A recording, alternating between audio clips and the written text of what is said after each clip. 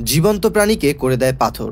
আজও রহস্যে ভরা তানজানিয়ার খনি হ্রদ এ যেন সাক্ষাৎ জমপুরি। সরাসরি মৃত্যু নেই, কিন্তু মৃত্যুর চেয়েও ভয়ঙ্কর শাস্তি আছে। তানজানিয়ার এই হ্রদটি এখনো রহস্যময়। গেলেই দেখা যাবে হ্রদের ধারে সারে সারে পড়ে রয়েছে পাথরের পশু পাখির মূর্তি। দেখে মনে হবে কোনো ভাস্করের নিখুঁত ভাস্কর্য। সযত্নে তৈরি করা হয়েছে বাদুর, মাছরাঙা, রাজহাঁস, ঈগলের পাশাপাশি অনেক নাম না জানা প্রাণীর মূর্তি। অবশ্য মূর্তি বলা ভুল হবে, যেন জীবন্ত জীবাশ্ম, আবার মমিও বলা চলে। কথা হচ্ছে তানজানিয়ার নট্রন হ্রদের। এই হ্রদে কোনো প্রাণী গেলে সে আর বেঁচে ফিরতে পারে না। কিন্তু ভয়ঙ্কর এই বিভীষিকার কারণ কি? মূলত জলের ক্ষার ধর্মের জন্য হয় এই সমস্যা। প্রচুর সোডিয়াম ও কার্বনেট যুক্ত ট্র্যাকাইট লাভা দিয়ে বহুকাল আগে তৈরি হয়েছে নেট্রন হ্রদের তলদেশ, যার ফলে এর তাপমাত্রা সবসময় 60 ডিগ্রি সেলসিয়াসের আশেপাশে থাকে। বেশি তাপমাত্রার ফলে হ্রদের জল দ্রুত বাষ্পীভূত হয়ে যায়, তার পরিবর্তে পড়ে থাকে লাভা, যা জলের মতোই তরল। এদিকে সোডিয়াম এবং কার্বনেটের ক্ষার ধর্মের জন্য হ্রদের জন্ম নেয় সায়ানোব্যাকটেরিয়া নামের অণুজীব।